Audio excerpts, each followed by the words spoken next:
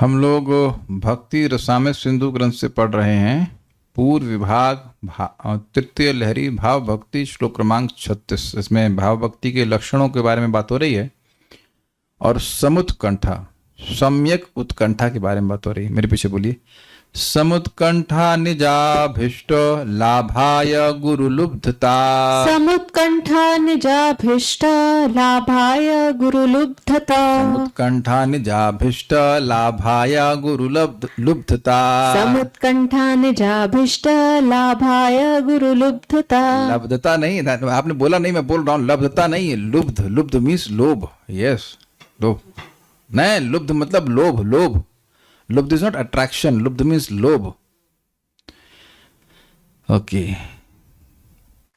समुत्कंठा मतलब निज अभिष्ट प्राप्ति के विषय में गुरुतर लोभ को समुत्कंठा कहते हैं। निज अभिष्ट लाभ है। अभिष्ट मतलब जो आपको आप चाहते हो। निज मतलब खुद।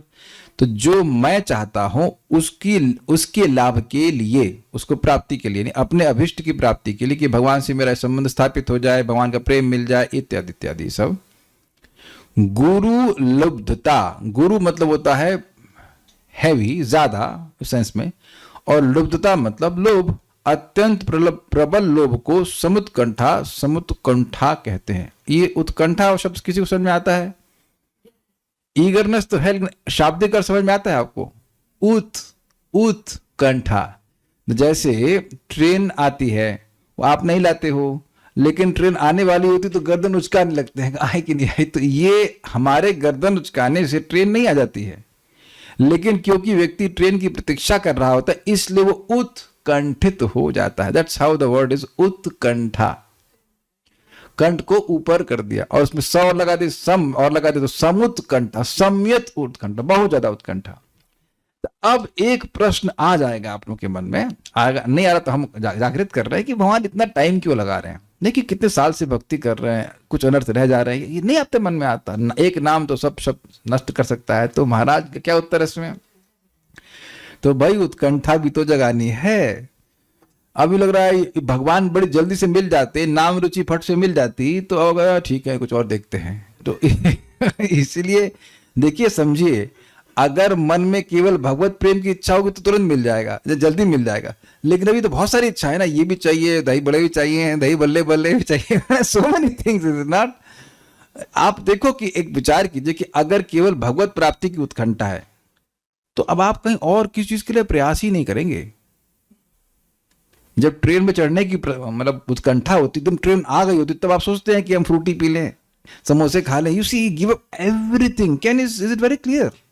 वी हैव टू एक्सेप्ट कि many desires are there, that's okay. मतलब धीरे धीरे सब जा रही हैं, लेकिन कुछ उत्कंठाएं जो नेगेटिव वाली हैं खत्म हो गई, उधर कोई इंटरेस्ट नहीं है, और कुछ बची हैं। तो अगर जैसे जैसे भक्ति बढ़ती जाएगी उत्कंठा आ जाएगी। देखिए बड़ी इंटरेस्टिंग बात है। मैंने इस संबंध में महाराज से पूछा था डायरेक्टली, परम पूज्य वृंदावन चंद्र महाराज से, कि महाराज भक्त लोग कहते हैं कि लौल्य के बिना भगवान की प्राप्ति नहीं होगी। सही बात है, सुबह गोस्वामी बोलते हैं, लेकिन महाराज बड़ी सुंदर बात कहे कि क्या भक्ति लौल्य जागृत नहीं कर देगी? उत्तर क्या है? Rhetorical question. यस, जागृत कर देगी। भाव भक्ति है तो समुत्कंठा। अब भाव भक्ति का डाइल्यूटेड फॉर्म हमारी जो पहले वाली भक्ति है, तो जैसे जैसे भक्ति बढ़ती जाएगी, भगवान को प्राप्त करने की उत्कंठा बढ़ती जाएगी। क्या अब आप लोगों को जप करने की, कथा में आने की कोई उत्कंठा नहीं है? ऐसे कैसे हो सकता? एक भी व्यक्ति यहां नहीं है जिसकी उत्कंठा ना हो। मे बी सम नहीं हो, लेकिन उत्कंठा नहीं हो, ऐसे नहीं हो सकता। This is very contagious. That's why I always call zoom association is very contagious, because किसी को पॉपकॉर्न भी नहीं मिलेंगे आपको। You won't get anything at least from my side except Hari katha. और नहीं, आप लोग शीतल माता जी ने खाकरे भी नहीं भेजे, कुछ भी नहीं भेजे, नथिंग। कुछ देने वाले कुछ नहीं दे रहे। तो आप देख रहे हैं कि बोलने वाला सुनने वाला दोनों की कुछ ईगरनेस है टू डिस्कस कृष्ण कथा। अग्रीड? तो आप समझ रहे हैं कि ये उत्कंठा काहे आ रही है? भक्ति है इसलिए आ रही है। तो इसको करते जाइए और उत्कंठा बढ़ती चली जाएगी। So you see that level. अब आप समझ पा रहे हैं महाराज ने क्या कहा था? उत्कंठा भी तो जागृत करनी है। तो भक्ति धीरे धीरे बढ़ती है ना, तो जैसे जैसे उत्कंठा बढ़ती जाएगी वैसे वैसे भगवान की प्राप्ति हो जाएगी। इसीलिए भगवान अपने आप को छुपा करके रखते हैं, तुरंत नहीं प्रकाशित करते। भगवान स्वयं इस बात को गोपियों को बोले कि ऐसा नहीं है, ध्यान दीजिएगा, ऐसा नहीं है कि भगवान आपको छोड़ देंगे, आपके प्रयासों पे ध्यान ही नहीं दे रहे हैं, अगर कभी मन में आ रहा हो, ये तो ऐसा नहीं है। He is a very reciprocal God, very sensitive. जो जो सेवा आप कर रहे हैं, आपने कितने फूल अब तक अर्पण किए भगवान को, आपको याद नहीं होगा, मेरे को याद नहीं, भगवान को सब याद है। कितने अन्न, कितने ग्रेन्स प्रसादम खाया, कितने टन पनीर खाया। महाराज बोलते हैं, परम पूज्य भक्ति पुरुषोत्तम महाराज, कम से कम 1 टन पनीर खा गया होऊंगा मैं पूरे जीवन में। इसका उन्हें पनीर बहुत चलता है। तो खैर, point is Krishna knows what you are doing, he is counting and he reciprocates. But एक प्रोसीजर होता है, धीरे धीरे करके उत्कंठा जागृत होती है।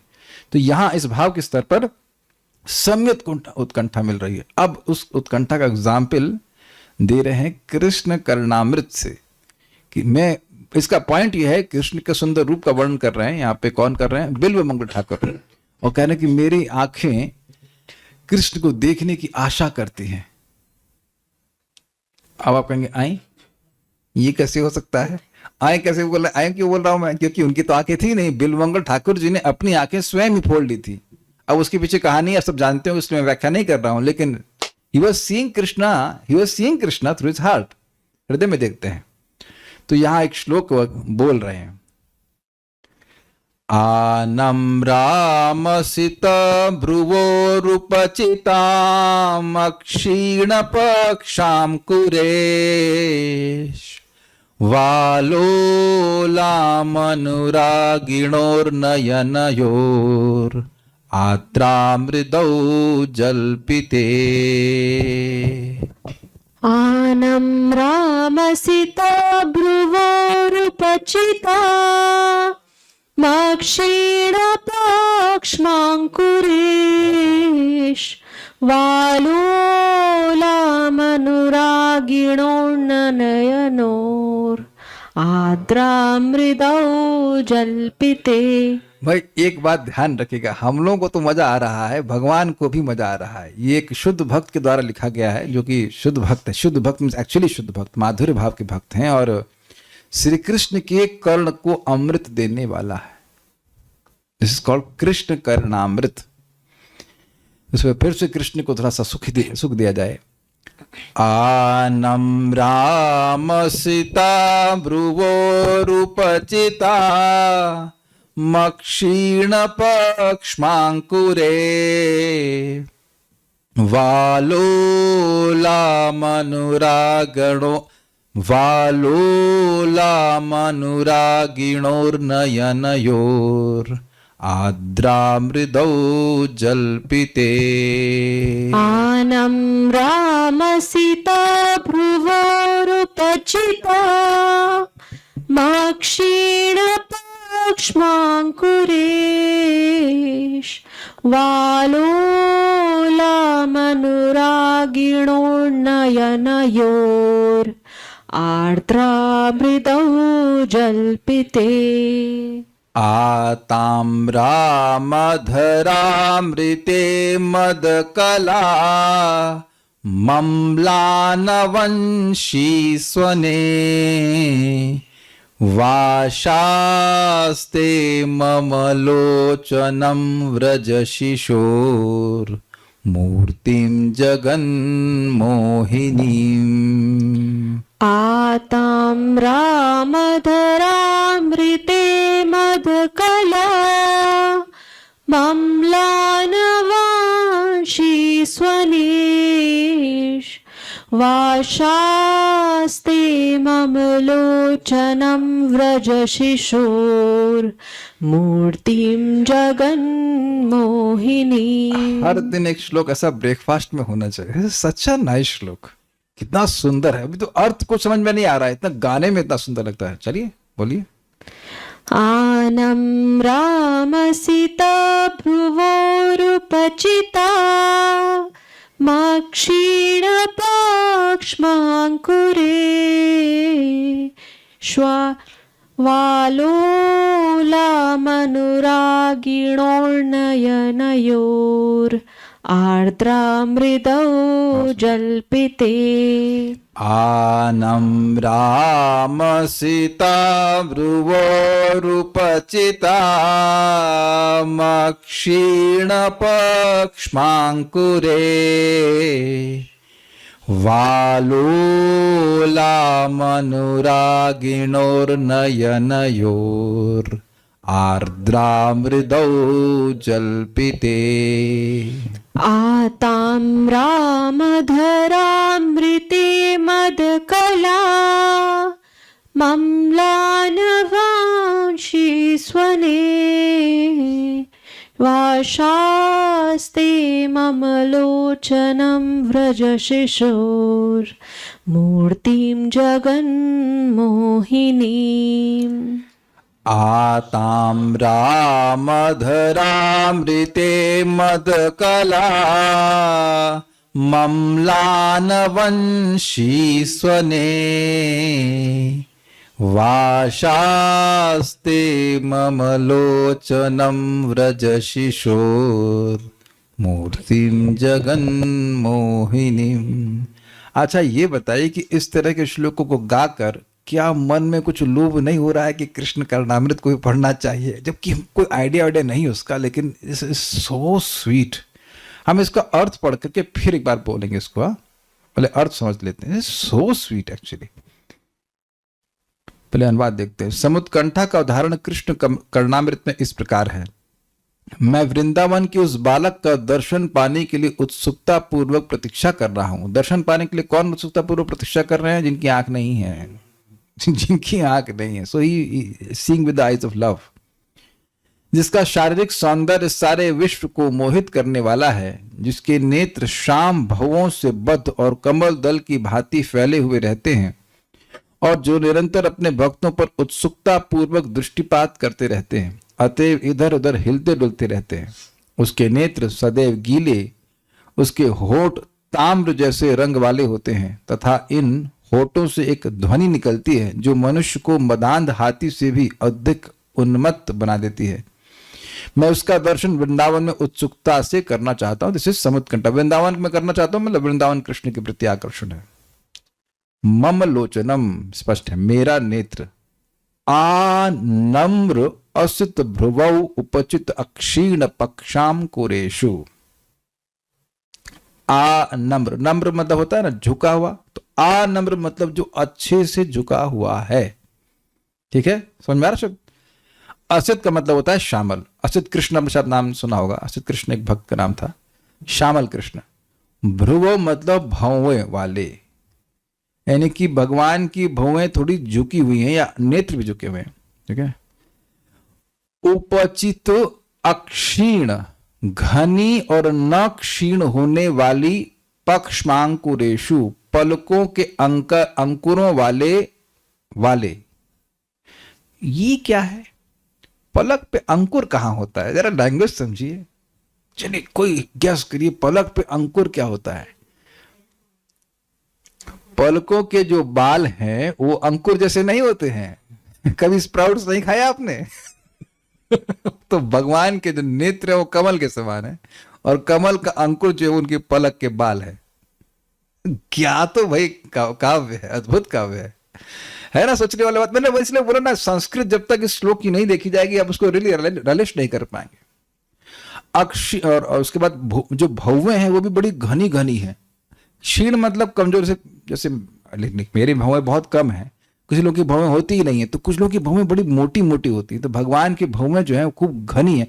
कुछ लोगों की ऐसे चाइनीज लोगों की होती है, यहाँ शुरू होती है खत्म हो जाती है, तो ऐसी नहीं है भौवें भगवान की, बहुत घनी भौवें। अक्षीण मतलब जो क्षीण नहीं होती, लेकिन घनी है तो पूरी घनी ही है। समझ पा रहे हैं आप बात? ठीक है। फिर कह रहे हैं आलोल। आलोल मतलब चंचल, और अनुरागिणो नयनो, प्रेम से भरे। भगवान के आंखें जो नेत्र हैं वो नेत्र कमल बहुत चंचल हैं। भगवान श्री कृष्ण कभी सीधे नहीं देखते, कभी इधर देखेंगे, कभी उधर देखेंगे, कभी यहां देखेंगे, कभी वहां देखेंगे। यही है, कॉन्स्टेंटली चंचल आंखें उनकी हैं।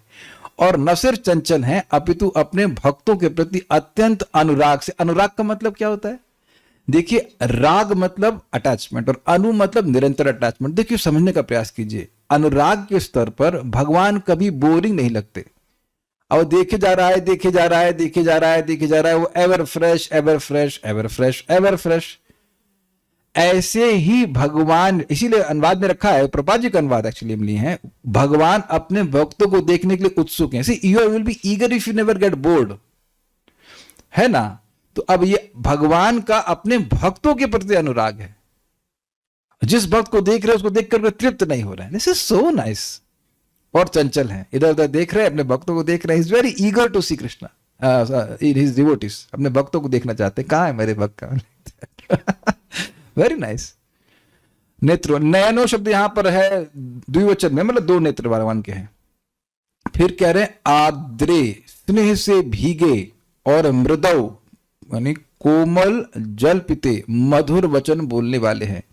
वैसे आद्र शब्द जो है वह आप इधर भी लगाएंगे, आंखों में भी लगाएंगे। भगवान अनुवाद में ऐसे रखा गया तो वैसे भी रख सकते हैं कि इस एक अर्थ है कि स्नेह से दोनों चीजें भीग सकती हैं। स्नेह से भगवान की वाणी भी भीगी हो सकती है और स्नेह से उनकी आंखें भी भीगी हो सकती हैं। ये देखेंगे कि देखा होगा कि बहुत बार मजदूर लोग होते हैं बेचारे, धूप में काम करते हैं, आंखें सूखी रहती हैं, जो पानी रहता है ना सूखा रहता है, गर्मी में हो जाता है ऐसे लोगों का। लेकिन भगवान की आंखों में भक्तों को देख करके जो स्नेह है उसकी वजह से भगवान की आंखें भीगी। एक और वो जो वचन बोलते हैं वो सिक्त हैं, सिक्त समझते हैं, वो स्नेह से सिक्त हैं, भीगे, सोक्ड विद अफेक्शन अगर कह लीजिए। तो भगवान के जो शब्द हैं वो भी अत्यंत कोमल हैं और अत्यंत स्नेह से भीगे हुए हैं। एक कह लीजिए स्नेह से भीगे हैं इसलिए कोमल हैं। अच्छा ये बताइए कि कड़े शब्द बोलने का कोई अनुभव नहीं है आप लोगों को? किसने आज तक कभी किसी को कोई कड़ा शब्द नहीं बोला है? हाथ खड़ा करो, देखें तो कोई यहाँ पर परमहंस प्रहलाद महाराज की डायनेस्टी में कोई आ गया? ठीक है, तो ठीक है। अच्छा किसने आज तक कभी कोई कड़ा शब्द नहीं बोला, सुना है? ये भी दोनों बात सुनी। तो आप कड़ा समझते हो, सॉफ्ट समझते ही नहीं है। आप देखिए ना, कोई बोले आइए बैठिए, ऐसे इनके लैंग्वेज बोलेंगे खुरचुंडी, है ना, बैठिए, जैसे वे रेस्पेक्टफुल। और भी होता, जब हृदय में स्नेह होता है तो वाणी में आ जाता है। अपने बच्चों के प्रति व्यक्ति को कभी कभी स्नेह तो आ ही जाता है, अरे मेरे प्यारे बच्चे, या जैसे कुछ बोलता हो तो स्नेह, अफेक्शन तो दोनों है। भगवान की आंख जो है वह भी स्नेह से भीगी हुई है और भगवान के वचन जो है वह भी स्नेह से भीगे हुए। यू कैन देहली दीपक न्याय से दोनों जगह लगा लीजिएगा, ठीक है। कोमल, कोमल, जल पीते, जल समझते हैं, बोलना, मधुर वचन बोलने वाले। फिर कह रहे हैं आताम्र, ताम्र बोले तो ताम्र शब्द क्या होता है? ताम्र मतलब लोहा होता है। दिमाग में अब ताम्र नहीं समझते आप, ताम्र पात्र नहीं समझते हैं, तो लोहा होता है वो। फिर आप मूड खराब कर देते हैं। कहां लोहा पहुंचा दिया आपने? तांबा, ताम्रिश तांबा, उसका कलर क्या होता है? ग्रीन या पीला? रेडिश। हाँ, जानबूझ करके हम आप लोग कंफ्यूज कर रहे हैं। ताम्र जो है ना पीला होता है ना ग्रीन होता है, इट इज रेडिश। रेडिश होता है कि नहीं? अब उसमें आ लगा दीजिए तो आ मतलब और ज्यादा, तो आ ताम्र यानी कि बहुत अधिक लालिमा युक्त अधरामृते। स्पष्ट समझ आ रहा है? भगवान के जो होठ हैं वो अत्यंत लाल हैं, तो इसलिए कह रहे आताम्र अधरामृते, लालिमा युक्त अधरों के अमृत से युक्त, मदकल यानी मदमत और अमलान, कभी ना मुरझाने वाली, वंशी स्वनेशु, वंशी की ध्वनि वाले। ये क्या कहना चाहते हैं? कहना ये चाहते हैं कि भगवान के जो अधर वो लाल हैं और वह निरंतर वंशी बजाते ही रहते हैं। आप इसको समझने का प्रयास कीजिए। कभी शंख बजाया आपने? तो शंख बजाएंगे तो पूरी हवा लगती है, उसके बाद मुरझा जाता है, मतलब स्लोली स्लोली डाइज आउट। इसे क्या कहते हैं? Fade away, the sound fades away. लेकिन भगवान की जो वंशी की ध्वनि है वो कभी मुरझाती नहीं है। भगवान की वंशी गोलोक में निरंतर बजती रहती है। वो अलग बात है कि हमें सुनाई नहीं पड़ती है।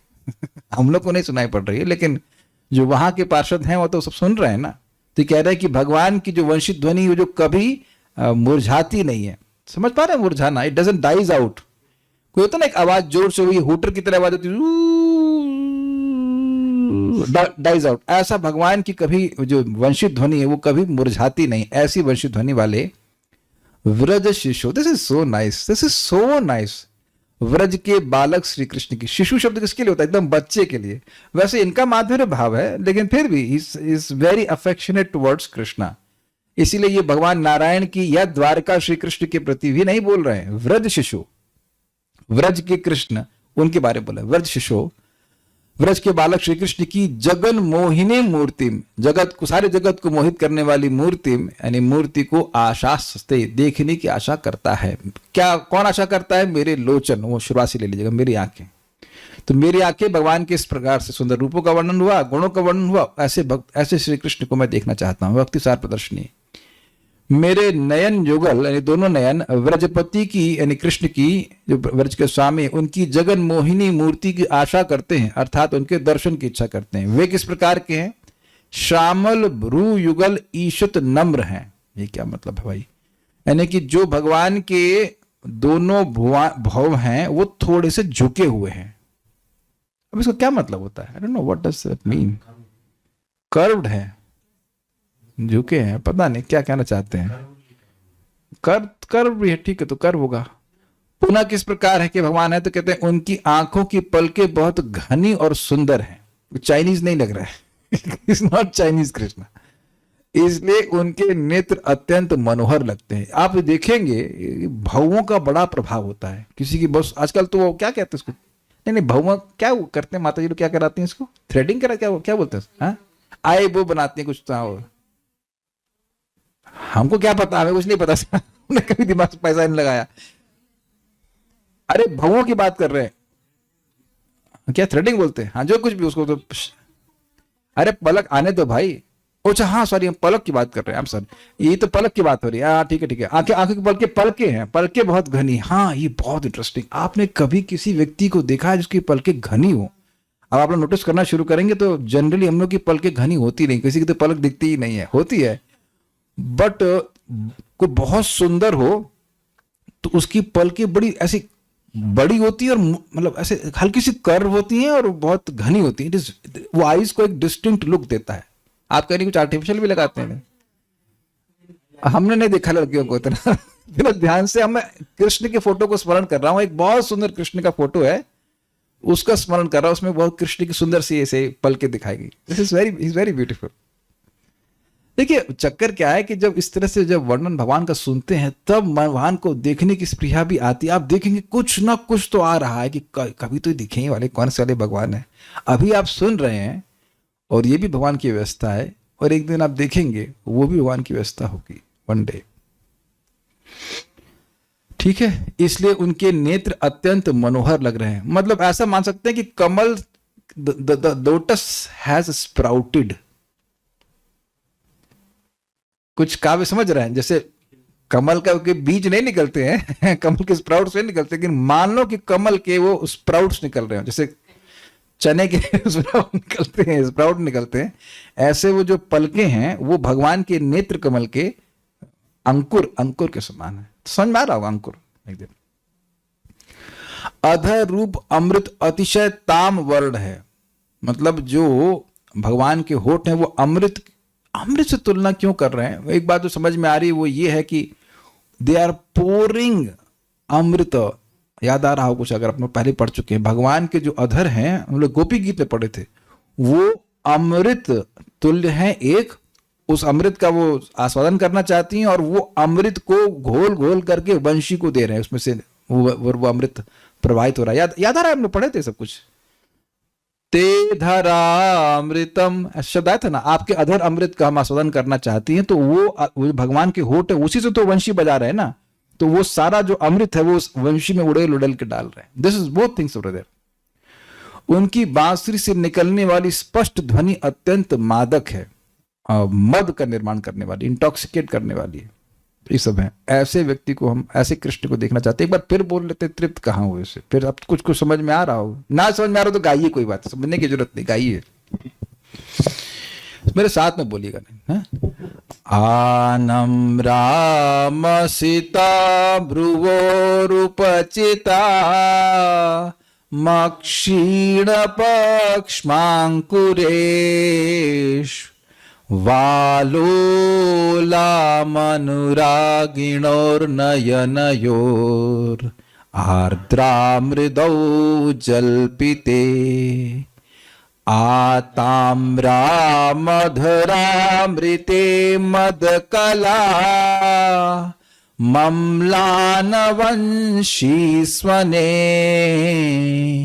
वाशास्ते मम लोचनं व्रज शिशोर मूर्तिम जगन्मोहिनीम। आपने एक चीज नोटिस करी, आर्द्रा शब्द नयनों में भी है और जल्पितों में भी जा रहा है। इसे कहते हैं देहली दीपक न्याय।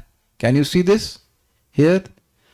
मैं ये समझा रहा था कि आर्द्र शब्द, देहली दीपक न्याय ना समझ में आया होगा कुछ भक्तों को। देखिए, किचन और रूम एडजस्टेंट होते हैं, तो जो बीच जो देहली होती है, रामराजपुर घर में देखा होगा, गांव, आप गांव से अपने गांव में होता होगा, वो दहलीज होती है किचन की, वहां पर दीपक रख देते हैं तो दोनों तो प्रकाश मिलता है। उधर माता जी रोटी भी बना लेती हैं, इधर आप खाना भी खा लेते हो। एटलीस्ट आपने जरूर देखा होगा ना, पुराने जमाने जो इन्वर्टर लाइट नहीं रहती थी तो प्लस करते थे। तो ये आर्द्र जो है, इधर प्रकाश मिल रहा है, नयनों से भी जोड़ सकते हैं। नयन जो है भगवान के गीले हैं, आर्द्र हैं, और आर्द्र मृदौ जल्पिते, भगवान की स्निग्ध स्नेह से भरा हुआ गीले सॉफ्ट उनके वचन है। अच्छा वेदवादी, एक बार आप लीड कीजिए, सब लोग साथ में गाएंगे। हमें तृप्ति नहीं हो रही, वही हम तू ना भाई और लोग हो जाए तो हम तृप्त नहीं हो रहे। So let's chant one more time. आनं राम सीता भ्रुवोरुपचिता मक्षीणपाक्ष्माङ्कुरेश वालोलामनुरागिणोर्नयनयोर् आर्द्रामृदौ जल्पिते आताम्रामधरामृते मदकला मम्लानवंशी स्वने वाशास्ते मम लोचनं व्रज शिशोर मूर्तिम जगन्मोहिनीम। एक और बात आप देखेंगे कि जब हम लोग इस तरह के शब्द सुनते हैं, भगवान के गुणों को सुनते हैं, तो नाम बोलने में भी स्वाभाविक से बात है कि रुचि होगी। एक और इंटरेस्टिंग लिंक भी आप समझ सकते हैं कि जब ऐसे भगवान से मिलने की उत्कंठा होगी तो उनका नाम बोलने में सहज रुचि होगी, और उसी को यहाँ पे हम देख रहे हैं। अर्थ नाम गाने सदा रुचि यथा, नाम गाने में सदा रुचि, ये भी लक्षण था। हम इसको बोल नहीं पा रहे हैं, पता नहीं कैसे होगा। रोदन बिंदु मरंदस्य, रोदन बिंदु मरंदस्य इन मेरे को नहीं आया, इसको हम संस्कृत भी बोल पाएंगे। आप अगर आता हो तो आप बोलिएगा, हमको समझ में नहीं आता। रोदन बिंदु मरंदस्य संधि दृग इंदि वराद्य गोविंद तब मधुर स्वर कंठ गायति नामावलिम बाला। हमको नहीं समझना है कि ये क्या है, मतलब कैसे कहा जाएगा, मजा नहीं आया, मतलब गा नहीं पाए। मतलब नाम गान में सदा रुचि का उदाहरण निम्न प्रकार है। हे गोविंद, आज एक बालिका नयन कमल से अविरल अश्रुविंद रूप मकरंद विसर्जन कर मधुरतर कंठ से तुम्हारी नामावली का गायन कर रही हैं। जरा देखिएगा उसका शब्द बड़े अच्छे। हे गोविंद, हे गोविंद। आज बाला, एक बालिका, इट कैन बी वन गोपी, दृक इंदिवर, जिसके नील कमल समान नेत्रों से, दृक मतलब दृष्टि, आंख, और इंदिवर मतलब कमल। तो कमल कैसे है, नेत्र कैसे है, कमल जैसे। उसके रोदन बिंदु, रोदन रूप बिंदुओं का मरंद संधि, मधु बह रहा है। This is really really amazing. रोने का जो आंसू है उसकी तुलना की जा रही है मधु से। भाई आप जानते हैं कि किसी भी फूल में रस होता है, तो कह रहे हैं कि वो जो बालिका रो रही है उसके आंख है कमल के समान, और उससे जो आंसू गिर रहे हैं वो है मधु के समान। बिकॉज ये प्रेम अश्रु है, ये नौकरी ना मिलने के अश्रु नहीं है, या और कोई मटेरियल चीज को प्राप्त ना करने के लिए अश्रु नहीं है। दे आर प्रेम अश्रु, ये आनंद के अश्रु। देखिए आनंद का अश्रु होगा तो वो ठंडा होगा। जो दुख में रोता है, सही में जब दुख में रोता है तो गर्म आंसू आता है, और जब आनंद में रोता है तो वह ठंडा आंसू। तो जो प्रेम के अश्रु होते हैं वो कभी गर्म नहीं होते हैं। चेक कीजिएगा कि कभी आप अगली बार रोए हैं तो ये प्रेम अश्रु है कि गर्म अश्रु है कि ठंडे अश्रु है। This is very very interesting. और मधुर स्वर कंठी, मधुर स्वर वाले कंठ से तब नामावलिम गायती, तुम्हारे नामों की माला गाती। नामों की माला देखिए, जैसे अभी ये दिखाता हूं, I will understand easy if we have that. Yes, Hare Krishna देख रहे हैं, ये एक माला की तरह गुथा हुआ है कि नहीं? तो यहाँ पे एक की बात है, यानी गोविंद नारायण मुकुंद माधव ऐसे करके अनेक अनेक नाम से मान लो एक एक नाम फूल के समान है, उनको गूंथ दिया गया, ऐसे भगवान का नाम वो बोल रही है। सो इससे भी समझ में आ रहा है कि एक के बाद एक नाम बोलते जा रहे हैं, तो दिखा रहा है कि नाम में रुचि है। तद गुणाख्याने आसक्ति यथा कृष्ण कर्णामृत, फिर से आ गया, भगवान के गुण आख्यान को सुनने में बोलने में आसक्ति, ये कृष्ण कर्णामृत में। देखिए अब समझिएगा कि लोग ये बोलते हैं कि भगवान का नाम में रुचि ही भक्ति की मतलब लक्षण है, भक्ति में प्रकृति का। लेकिन भगवान का नाम, भगवान का गुण, ये सब जो 9 आपने गुण देखे, ये सब भक्ति में भाव भक्ति की तरफ प्रगति करने के लक्षण हैं। सो डिवोटी में B chanting, may be talking about Krishna, may be hearing about Krishna, अलग अलग प्रकार से भगवान के संपर्क में, तो भी वह भगवान की भक्ति में बढ़ रहा है आगे। ये बड़ा मजेदार है, बहुत मजेदार है। माधुर्यादपि मधुरम मनमथतातस्य किमपि कैशोरम, माधुर्यादपि मधुरं मन्मथतातस्य किमपि कैशोरम। नहीं आया है ना? चापल्यादपि चपलम चेतुवत हरन्ति हंत किम कुर्मः, इतना तो बोल लीजिए। चापल्यादपि चपलं चेतुवत् हरति हन्त किं कुर्मः। नहीं बोल पा रहे तो क्या करेंगे हम? कुछ अलग तरह की ये मीटर्स हैं। अब मुझे लगता है भगवान मुझे पुश कर रहे हैं कि सीखो इनको भी। उसी तरह का था ना वो जो हमने पहले बोला था। कृष्ण कर्णामृत ग्रंथ में भगवत गुण कथन में आसक्ति का विवरण इस प्रकार है। कामदेव के पिता, अभी इसको यहां पहले पढ़ते हैं फिर समझाऊंगा। कामदेव के पिता श्री कृष्ण का मधुर से भी अधिक मधुर एवं चंचलता से भी अधिक चंचल एक अद्भुत केशव रूप मेरे चित्त को हर लेता है। हाय अब हम क्या करें? मतलब चित्त भगवान के गुणों में जा रहा है। अब जरा देख लेते हैं। मनमथ तातस्य, मनमथ मतलब जो मन को मत देता है, और उसके पिताजी। क्या? देखिए इसके लिटरल अर्थ भी है। कामदेव के पिता श्री कृष्ण हैं। अच्छा पिता करता क्या है? बेटे को जन्म देता है। तो उस अर्थ में कृष्ण, श्री कृष्ण कॉन्जुगल फीलिंग्स को, गोपियों में जो कॉन्जुगल फीलिंग्स हैं, जो माधुर भाव का फीलिंग्स हैं, जो क्या फीलिंग क्या बोलते हैं हिंदी में, भावनाएं, उसको जागृत करते हैं कि नहीं? तो मनमत के बाप हुए कि नहीं? समझे बात आप लोग। और दूसरा है कि भाई भगवान के बेटे का नाम है प्रद्युम्न, और प्रद्युम्न कामदेव है, वो तो है ही, लेकिन यहां पे जो पॉइंट है वो कह रहे हैं कि मनमथ तातस्य, कामदेव के पिताजी श्री कृष्ण हैं, क्योंकि काम को जन्म देते हैं श्री कृष्ण। कौन सा काम? वो अपने प्रति काम की बात कर रहे हैं, जगत के काम की बात नहीं कर रहे हैं। समझे? लैंग्वेज बड़ी मजेदार थी। मनमथ तातस्य, कामदेव के पिता के अर्थात कृष्ण के माधुर्यात अपि मधुरम, माधुर्य से भी अधिक मधुर, चापल्यात अपि चपलम, चंचलता से भी अधिक चंचल। मतलब अगर मूर्तिमान माधुरता हो उससे भी अधिक मधुर, और अगर मूर्तिमान चपलता हो, चपलता को एकदम सीधे भाई यही चपलता है, कौन आंटी के नाम का? चपलता आंटी। तो चंचलता आंटी उससे भी अधिक चंचल। किमपि कैशोरम, अद्भुत कैशोर रूप। देखिए किमपि का मतलब है कि अब इस अनिर्वचनीय, उसका वर्णन आप नहीं कर सकते हैं। उसको अब कहेंगे वर्णन तो कर रहे हैं, नहीं, केवल दिग्दर्शन कर रहे हैं, कुछ बोल रहे हैं। He is experiencing but he can't explain it in words. बोला भी गया है कि आंखें देख सकती हैं लेकिन बोल नहीं सकती हैं, और वाणी बोल सकती है लेकिन देख नहीं सकती है। तो कृष्ण के रूप का वर्णन किया कैसे जाए? हम लोग को एक दिग्दर्शन, समझते हैं, दिशा निर्देश दिया जा रहा है कि कृष्ण इतने अद्भुत हैं, सुंदर हैं। किसी एक अद्भुत कैशोर रूप, चेतः हरति, मेरे चित्त को हर लेता है। हंत, हाय, वत, अरे, किम कुर्मा, हम क्या करें? हम गलत कुछ नहीं कर पा रहे हैं। बेसिकली पॉइंट क्या है कि ये भगवान के सुंदर गुण है कि नहीं? गुण आख्यान में आसक्ति, भगवान के गुण बोलने में आसक्ति है, मतलब छोड़ा नहीं जा रहा है। जब बोल रहे हैं कि हम क्या करें, मतलब हम कुछ नहीं कर सकते।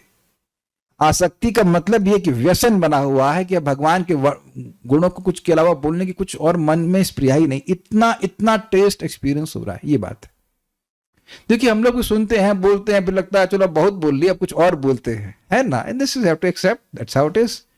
तो आप एक वक्त बोले प्रभु जी हम दिन भर कृष्ण के बारे में नहीं बोल पा रहे, तो आप बोल भी नहीं सकते इस समय एटलीस्ट। कुछ और भी मन में संकल्प आएगा ना बोलने का, तब ना बोल रहे हैं। तो जब भाव भक्ति पे हो जाएंगे तो कृष्ण के गुण इतने स्फुरित रहेंगे कि व्यक्ति कुछ नहीं बोल पाएगा। तो समझ पा रहे हैं कैसे ये गुणाख्यान में आ सकती है? समझ पा रहे हैं, नहीं समझ पा रहे हैं? कृष्ण के गुण आए ना, मधुर से भी अधिक मधुर है, चपल से भी अधिक चपल है, तो कृष्ण के ही गुणों को बोलते। देखिए, इस जगत में देखा गया है कि नानियां अपने नाती पोतों के बारे में बोलती रहती है, पता नहीं क्या उनको महिमा समझ में आती है नाती पोते की, लेकिन ये ऐसा कर रहा है, देखो ऐसे चम्मच उठाया उसने, ऐसा keep on speaking like this. हम गलत बोल रहे हैं? कोई अपराध तो नहीं कर रहे, ऐसा देखा गया है, नॉट ऐसा देखा गया है। तो जो चीजें लोग अप्रिशिएट करते हैं उसके बारे में बोलते हैं। तो अब इतना असीमित अप्रिसिएशन है भगवान की स्वीटनेस का, उनकी चंचलता का। जरा विचार कीजिए कृष्ण कैसे भागते होंगे वहां पे। वो just if you can someday see that, you know, भगवान मंथनी स्फोटक, क्या, हाँ वही तो, मिट्टी के भांडे को फोड़ दिए, उसके बाद सारा मक्खन बह गया, और छोटे छोटे पाँव उसमें छप छप करते भाग रहे हैं। सोचिए कितना सुंदर होगा वो। मधुर तो है श्री कृष्ण, एंड हाउ कितने चंचल हैं। तो जो वात्सल्य भाव के भक्त हैं वो देख करके आकर्षित नहीं होंगे इस पे? How much their heart will be drawn by that. या वो कृष्ण भाग रहे हैं और माता यशोदा के पीछे भाग रही है, मोटी मोटी माता, छोटे छोटे Krishna. This is so sweet. आप देखो कि हम लोग केवल फोटो का स्मरण कर रहे हैं तो कितना आनंद आ रहा है, और भाव पर होंगे तो फिर तो आप समझ लें कि उन गुणों में ही मन जा रहा है। हम क्या करें, मतलब हम कुछ नहीं कर सकते, हमारा चित्त तो निरंतर भगवान में ही जा रहा है। दुर्गम संगुनी माधुर से भी मधुर अर्थात अतिशय मधुर। मनमथ